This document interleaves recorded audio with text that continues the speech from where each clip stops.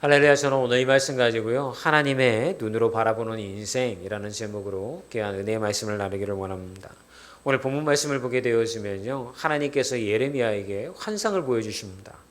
근데 그 환상의 내용을 보았더니요, 무화과가 이렇게 있는 두 광주리를 보여주시는 거예요. 그러면서 뭐라고 말씀하시냐면, 너는 네 눈에 보기에 무엇이 보이느냐? 이렇게 묻습니다. 여러분, 예레미야가 눈으로 봤으니까 뭐라고 했겠어요? 하나님, 한쪽은 좋은 무화과 나무처럼 보이는 게 있고요, 또 한쪽은요, 먹을 수 없을 정도로 이렇게 상에 있는 나쁜 무화과 나무 광주리가 있습니다. 이렇게 이제 이야기를 했을 거예요. 그런데 여러분, 하나님이 무언가를 보여주실 때에는 그냥 보여주시는 게 아니잖아요. 어떤 뜻과 의미가 있기 때문에 그 환상을 보여주셨을 거 아니에요. 그래서 예레미야는 아마 이렇게 생각했을 거예요. 야, 이 좋게 보이는 좋은 무화과 나무 광주리는 복받은 인생들이구나.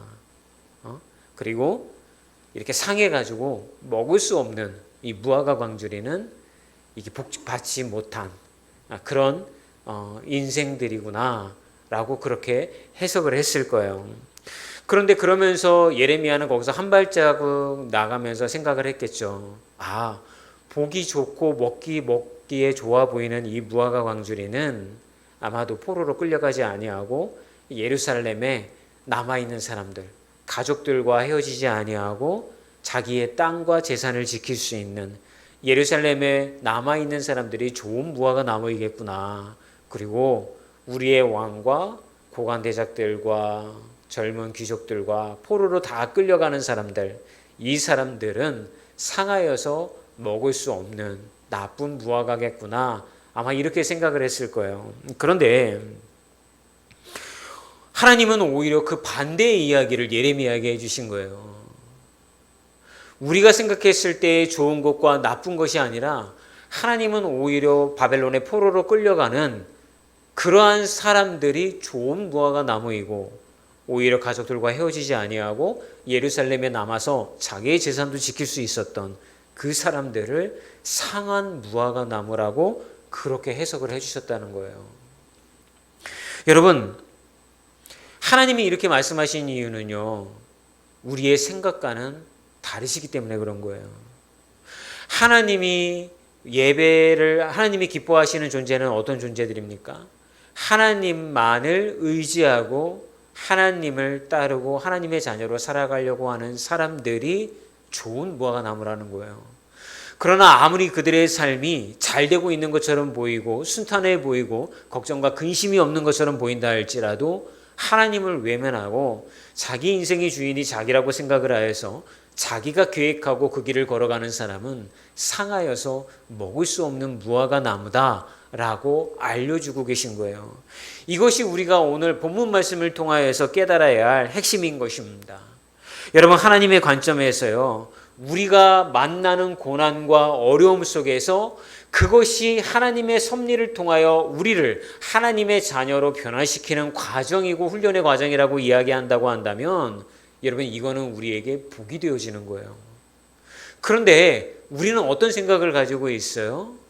하나님께 기도하고 하나님 앞에 매달림을 통하여서 우리의 삶이 잘 되는 것, 걱정과 근심도 없고 물질적으로 풍요롭고 자녀들은 잘 되고 이런 거 있잖아요. 세상에서 이야기하는 거. 이게 우리가 생각하는 복의 개념인데 하나님은 정반대의 이야기로 얘들아 그게 아니라 너희들이 만나는 고난과 어려움은 저주를 통하여서 너희들에게 주어진 것이 아니라 그 과정들을 통하여서 나와의 관계가 회복되어지는 통로로 사용되어진다면 너희는 그 고난이 너희들에게 축복이 되어지는 거야 라고 하는 다른 시선으로 우리에게 이야기를 해주시고 계시다라고 하는 거예요. 이 이야기를 여러분 예레미야에게 해주는 이유는 뭡니까? 수많은 이스라엘 백성들이 나라가 멸망당하고 이제 나라 없는 백성이 되어지고 포로로 끌려갈 때 하나님을 원망했어요. 자신들의 죄를 회개하고 돌아오는 게 아니라 하나님을 원망했다고요. 그리고 소망이 없는 것처럼 이야기할 때 하나님은 예레미야의 입술을 통하여서 그렇지 아니한다. 너희들이 생각하기에 저주와 같고 고난과 같고 시련과 같아 여겨지는 이 모든 과정들이 사실은 나의 섭리 안에서 너희들을 회복시켜서 하나님의 자녀로 살아가도록 만들기 위한 복된 과정이라고 하는 것을 너희들이 받아들였으면 좋겠다라고 하는 이야기를 본문을 통하여서 우리에게 해주시고 있는 것입니다. 사랑하는 여러분, 그래서 오늘 이 본문 말씀을 통하여서 하나님이 예레미야에게 말씀하셨던 것처럼 우리에게 이야기해 주시는 두 가지 다른 관점이 있어요. 그거를 오늘 여러분들과 함께 나누기를 원합니다. 첫 번째는 무엇일까요? 하나님과 가까워지는 것이 복받은 인생인 줄 믿습니다. 예레미야 24장 3절에 보면 함께 읽어볼까요? 여호와께서 내게 이르시되 예레미야야 네가 무엇을 보느냐. 아까 말씀드렸던 것처럼 여러분 바벨론의 포로로 끌려간 사람들이 하나님 보시기에 좋은 무화과인 이유는 하나님과 가까워지는 환경 가운데 놓였기 때문이라고 말씀을 드렸습니다. 그런데 자 이제 현실의 문제로 넘어가 보자고요. 성경의 말씀을 보게 되어지면 유다의 왕이 포로로 끌려갔을 때 어떻게 끌려가냐면 두 눈이 뽑혔어요. 그리고 쇠사슬로 발과 손이 다 채워져서 이렇게 질질 끌려갔다고요. 그리고 이스라엘 그 유다의 나머지 백성들도 어떤 비슷한 어려운 가운데 바벨론의 포로로 끌려갔을 거 아닙니까? 바벨론에 가서 사는 삶이 하나님이 말씀하시는 것처럼 복된 인생이었을까요? 그들이 현실에서 만나는 문제는 복된 인생이다라고 생각할 여지가 아무것도 없었을 거예요. 남의 나라의 포로로 끌려갔으니까 여러분 눈치 보고 있을 때였고 그 사람들에게 맞춰서 살아야 됐을 것이고 아무것도 자신들의 결정으로 이루어질 수 있는 것들이 없었을 거예요. 그런 힘든 삶을 살았음에도 불구하고 하나님이 그들의 인생을 복된 인생이다, 좋은 무화과와 나무와 열매와 같은 인생이다 라고 평가하신 이유는 그들이 포로의 삶을 통하여서 하나님 앞에 매달리는 환경이 주어졌기 때문에 그런 거예요. 여러분, 저는 금요기도회를 통하여서 여러분과 이런 얘기를 나눴어요. 여러분, 우리의 사명은 무엇입니까? 그랬더니 여러 가지 이야기가 나왔어요. 그런데 우리가 한 가지 그 이야기를 하기 전에 잊어버린 게 있어요.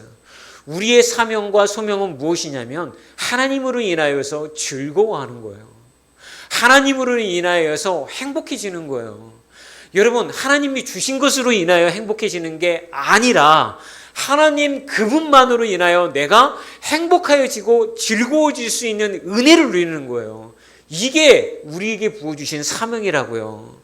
하나님이 여러분들을 창세전에 택하시고 어머니의 모태에 있기 전부터 여러분들을 이끌어 주신 이유가 이 땅 가운데에서 무언가 해야 할 일들이 많기 때문에 너 이 땅에 가서 나를 위하여서 이 일도 해야 되고 저 일도 해야 되고 선교도 해야 되고 섬김도 해야 되고 이거 하라고 우리를 막 택하시고 그런 게 아니란 말이에요.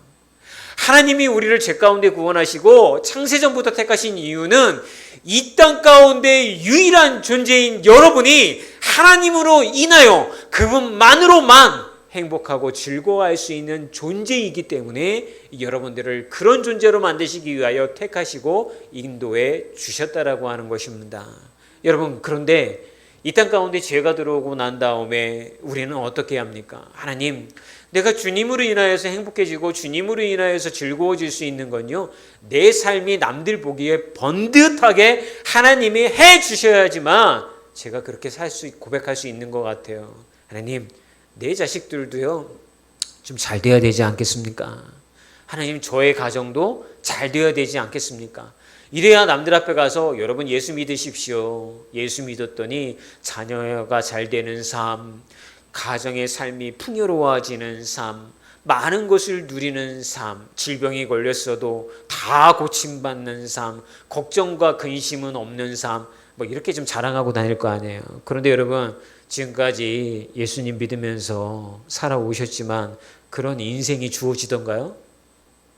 주어지는 분들도 있을 수 있지만 대부분의 우리의 인생은 어떤 인생이냐면 결핍된 인생이에요. 물질의 결핍, 건강의 결핍, 뭐 하여튼간 남들과 비교했을 때 잘 안 되는 그런 결핍된 인생이 우리에게 주어졌단 말이에요.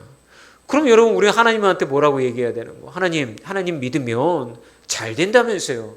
근데 왜 내 인생은 이 모양이도 결핍된 인생인데요?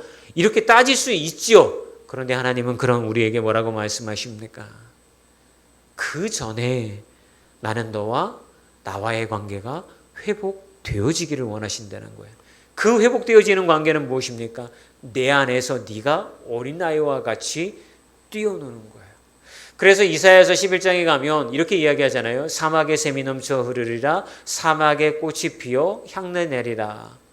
독사굴에 손 넣어도 물지를 아니하고 어린아이가 사자들과 함께 뒹굴면서 사는 세상을 천국의 세상이다 라고 그렇게 이야기하면서 이사야의 환상 가운데 이스라엘 백성들에게 보여줬잖아요. 여러분, 천국이 어떤 곳이라고요? 약육강식의 세상이 아니고 서로가 함께하며 그 안에서 행복하고 즐겁게 살 수 있는 세상이 천국이다라고 비유를 통해서 말씀해 주셨잖아요. 그런데 그런 세상이 되려고 하면 어떤 세상이 돼야 됩니까, 여러분? 하나님 안에서 이 모든 것들을 누릴 수 있는 자들이 되어야 되는 거예요. 하나님만을, 하나님으로 인하여, 환경으로 인하여가 아니라 하나님만으로 인하여 누리는 자들이 되셨으면 좋겠습니다. 그런데 그게 안 되니까 여전히 죄를 지어요. 내가 만들어 가려고 해요. 그러니까 하나님은 어떻게 하십니까? 그런 환경을 만들어 버리시는 거예요. 환경을 바꿔버리시는 거예요.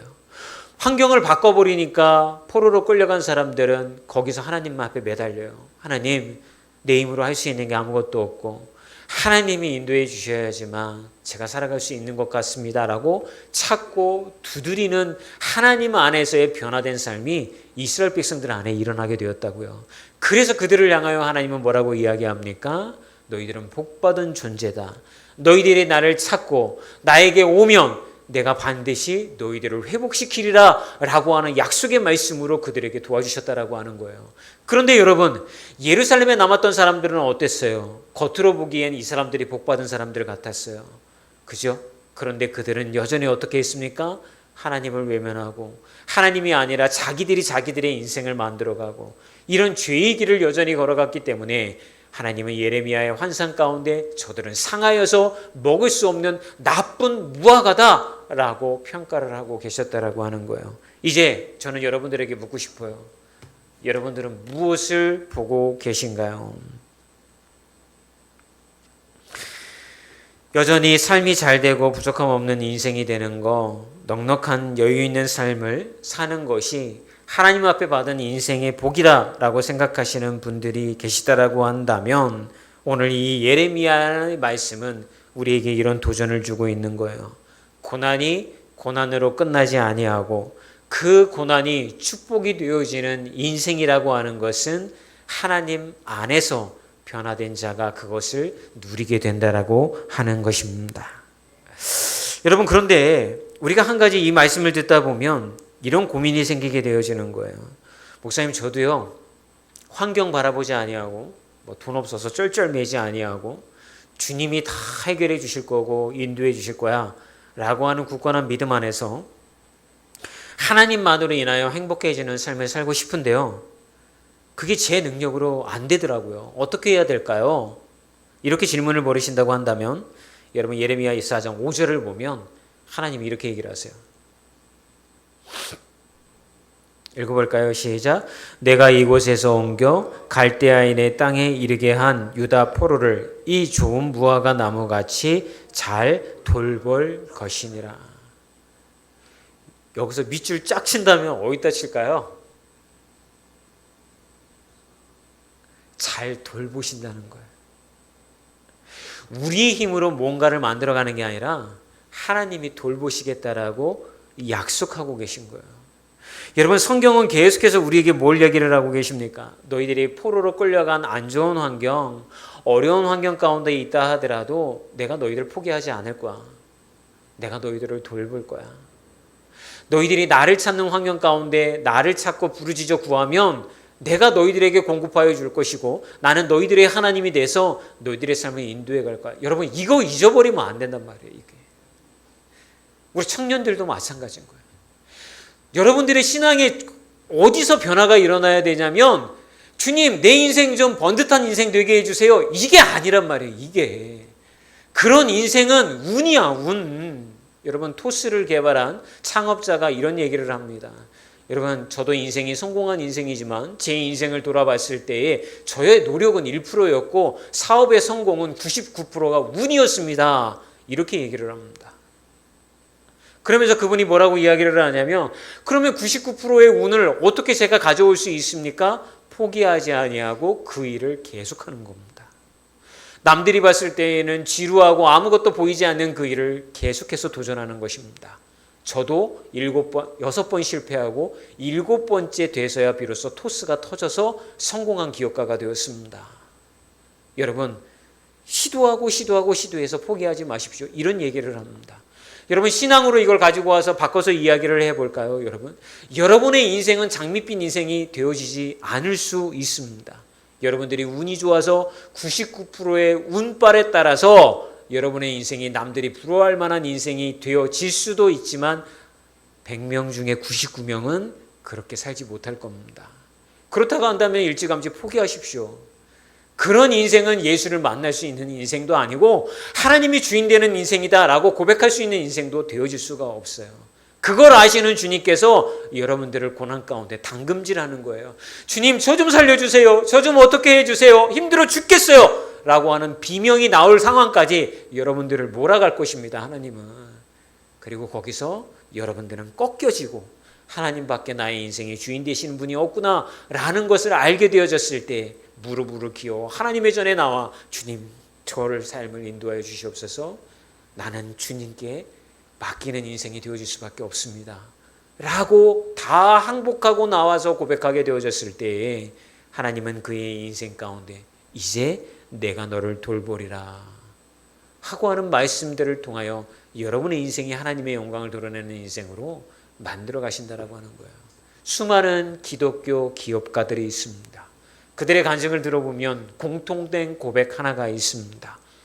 처음엔 성공하지 못했어요. 성공한 듯 보였지만 결국은 망했어요. 근데 거기서 하나님 붙잡았어요. 그랬더니 하나님이 다시 이렇게 세워주셨어요. 이 고백이 가지고 있는 의미는 무엇입니까? 하나님 앞에 무릎 꿇고 꺾이는 자를 하나님은 들어 쓰신다는 거예요. 사랑하는 여러분, 이게 하나님의 관점인 거예요. 이걸 예레미야를 통하여 이스라엘 백성들에게 얘기해 주시고 싶었던 거예요. 여러분, 하나님의 눈으로 자기의 인생을 바라본 대표적인 인물을 성경에서 찾자고 한다면 요셉을 찾을 수가 있습니다. 여러분 아시는 것처럼 형들에 의해서 노예로 팔려갔고 감옥에 갇혔고 인생이 정말 롤러코스터였던 한 사람이었습니다. 그런데 그는 그렇게 힘들 때마다 공통적으로 이런 고백을 하더라고요. 창세기 39장 2절의 말씀입니다. 함께 읽어볼까요? 여호와께서 요셉과 함께 하심으로 그가 형통한 자가 되어 그의 주인 애굽 사람의 집에 있으니. 39장 3절 시작. 그의 주인이 여호와께서 그와 함께 하심을 보며 여호와께서 그의 범사에 형통하게 하심을 보았더라. 39장 23절 간수장은 그의 손에 맡긴 것을 무엇이든지 살펴보지 아니하였으니 이는 여호와께서 요셉과 함께 하심이라. 여호와께서 그를 범사에 형통하게 하셨더라. 여러분, 요셉은 노예, 감옥, 어려운 환경, 형제들의 배신 이런 상황 가운데 있을 때 그의 인생이 어떻게 되었다라고요? 형통한 인생이 되었다라고 얘기하고 있는 거예요. 그런데 그 형통한 인생이 될 수 있었던 이유는 뭐였다고요? 여호와께서 요셉과 함께 하심으로. 여러분들이 하나님과 함께 하는 게 아니에요. 하나님이 여러분과 함께 하셨다고요. 요셉은 그걸 발견한 거예요. 그 눈으로 바뀌어진 거예요. 지금 자기의 눈으로 봤을 때에는 자기의 인생은 저주받은 인생이에요. 그런데 하나님의 눈으로 바라보니까요, 하나님이 지금 나와 함께 하신다라고 하는 것을 알겠는 거예요. 그러니까 여러분, 그의 인생을 그는 어떻게 평가합니까? 나의 인생은 형통한 인생이었다. 환경과 상관없이, 상황과 상관없이. 요셉은 자기의 삶을 이렇게 비관적으로 보지 아니하고 희망적으로 보았던 거예요. 왜요? 하나님이 돌보시고 계시다라고 하는 것을 그가 발견했기 때문에 그런 거예요. 사랑하는 여러분, 혹시 여러분들이 지금 삶이요, 바벨론의 포로로 끌려온 그런 인생과 같이 어려운 상황일 수도 있다고 생각이 들어요. 물론 혹시 여러분 중에 그 정도로 어려운 상황이 아니라고 한다면 하나님 앞에 감사하는 인생이 되십시오. 여러분, 그런데 살아가다가 혹시 포로로 끌려가는 것과 같은 어려운 상황을 만나게 되었다고 한다면 저는 오늘 이 말씀이 여러분들에게 도전이 됐으면 좋겠습니다. 하나님은 여러분들을 포기하지 않으세요. 그리고 하나님은 여러분들을 버리지도 아니하세요. 이 바벨론의 포로와 같은 어려운 환경이 여러분들을 하나님의 자녀로 변화시키는 아마 통로가 되어질 것입니다. 그리고 그 끝은 이스라엘 백성들을 회복시켜 예루살렘으로 돌아오게 만들고 그들의 삶에 하나님이 다시 함께 하셨던 것처럼 분명히 그런 인생이 되어질 줄 믿습니다. 두 번째는 뭐였냐면요, 하나님의 관점은 회개하고 하나님을 찾는 자를 회복시키신다는 것입니다. 예레미야 24장 7절에 이렇게 말씀하세요. 읽어볼까요? 내가 여호와인 줄 아는 마음을 그들에게 주어서 그들이 전심으로 내게 돌아오게 하리니 그들은 내 백성이 되겠고 나는 그들의 하나님이 되리라. 여러분, 이스라엘 백성들이요, 나라 멸망하고 바벨론의 포로로 끌려가서 비참하게 사니까 하나님 앞에 회개합니다. 주님, 우리가 우상을 섬겼던 거, 우리의 조상들이 그렇게 했던 거 다 회개합니다. 용서해 주십시오. 왜냐하면 이제는 뭐 자기들의 힘으로 뭐 할 게 아무것도 없잖아요. 그죠? 완전히 밑바닥 인생이니까 하나님을 갈망하기 시작하는 거예요. 그러면서 하나님 돌이킵니다. 근데 여기서 이 회개가 뭐냐면 여러분, 돌이킨다는 거잖아요. 그죠? 돌이킨다는 건 뭐예요? 하나님을 찾는 거예요. 하나님을 찾고 구하는 거예요, 여러분. 전에는 하나님을 찾았어도 자기가 주인이었다고요. 근데 이제 회개한 사람들은 어떻게 됩니까? 하나님을 찾을 때 모든 건 하나님 앞에 맡기게 되어지는 거예요. 그걸 회개다라고 우리에게 이야기해 주고 있는 거예요. 근데 또 하나 우리가 기억해야 될 게 있어요. 뭐냐면 회개는 단순한 감정이 아니라 삶의 방향이 바뀌는 걸 얘기를 하는 거예요. 많은 분들이요, 회개하라고 그러냐면 주님, 제가 예배 안 나온 거 그 죄를 용서하여 주시옵소서, 하나님 기도하지 않은 거 용서해 주시옵소서, 뭐 이런 거 막 그 죄라고 생각해서 회개하잖아요. 근데 좀 더 깊이 있게 들어갈 필요가 있어요. 회개는 어떤 것이냐면요, 우리 삶에서 하나님을 나의 인생의 주인으로 삼는 거예요. 이런 거를 잘 보여준 분이 있어요. 이지선 자매라고 하는 분이 지금은 집사님 되셨는데, 이분이 그 회개가 어떻게 우리 삶에서 이루어져야 되는지를 자세하게 우리에게 잘 보여주고 있어요. 여러분 아시는 것처럼 이지선 자매는 2000년에 이제 이화여대 4학년에 재학 중에 교통사고를 당하여서 전신 몸의 50%가 3도에 해당하는 중화상을 당하게 됩니다. 차가 불탔죠. 거기서 겨우 끄집어내져 가지고 이제 살기는 살았는데, 그래서 이거에 이제 회복이 되기 위해서 40번에 걸쳐서 수술을 받습니다. 우리 이제 상의도 잘 알지만 이제 수술 받고 나서 이 피부 그 회복을 위하여서 재생을 받을 때 이걸 다 벗겨냅니다. 이거 험을. 근데 하여튼 상의 말로는 하여튼 죽고 싶을 정도로 이게 진통제를 맞고 나서 이걸 하는데도 너무너무 정말 아팠다고 그러더라고요. 그지 상이요? 그게 살기 싫었지.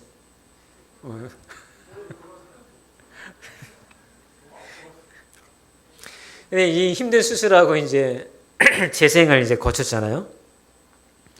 근데 처음에는 하나님 앞에 이렇게 했다는 거예요. 하나님, 이건 사고가 아니라 저에 대한 형벌이에요. 왜 저에게 이런 일을 겪게 하시는 거예요? 이렇게 하나님 원망했다고 합니다. 너무 아프니까. 그러다가 생각을 바꾸기 시작을 합니다. 이 고통 속에서 하나님은 무엇을 하시려는 걸까?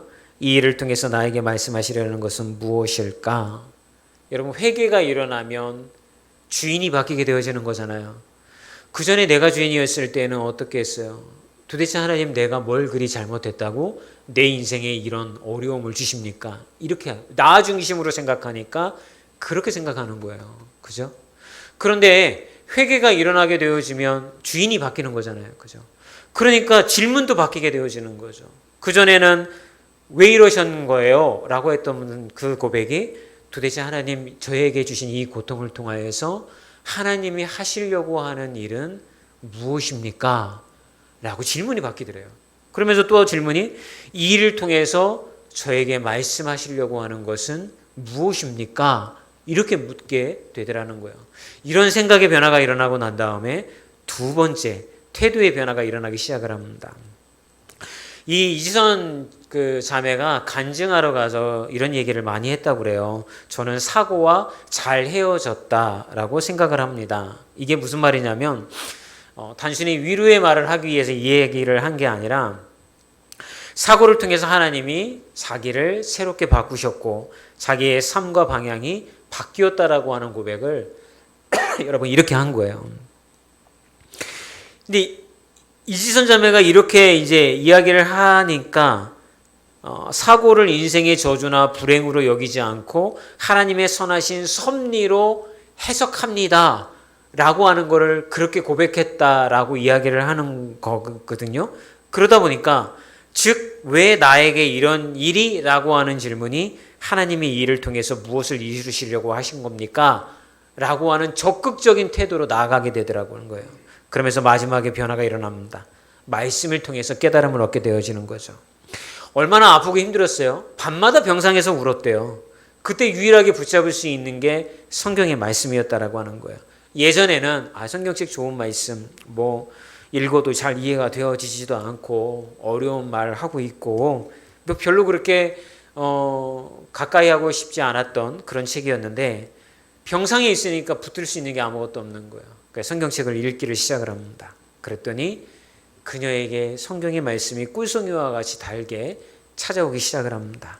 그녀는 그 말씀을 통해서 큰 위로가 되었는데 위로받았던 두 가지 말씀이 있었다고 그래요. 하나는 예레미야 1장 5절의 말씀입니다. 이 말씀으로 위로를 받았다고 그래요. 읽어볼까요? 내가 너를 모태에서 짓기 전부터 너를 알았고 너를 성별하였으며. 이건 뭔 얘기를 하는 겁니까? 나는 이 땅에 그냥 왔다가 재수 없어서 사고당한 인생이 아니라는 거예요. 분명히 나에게는 어떤 뜻이 있다는 거예요. 두 번째 위로받았던 말씀은 이사야서 55장 8절과 9절의 말씀인데 그 중에서도 요거였어요. 읽어볼까요? 내 생각은 너희의 생각과 다르며. 지선자매는 여기서 위로를 받습니다. 내가 생각했던 나의 인생, 삶과 전혀 다른 인생이 펼쳐졌을 때에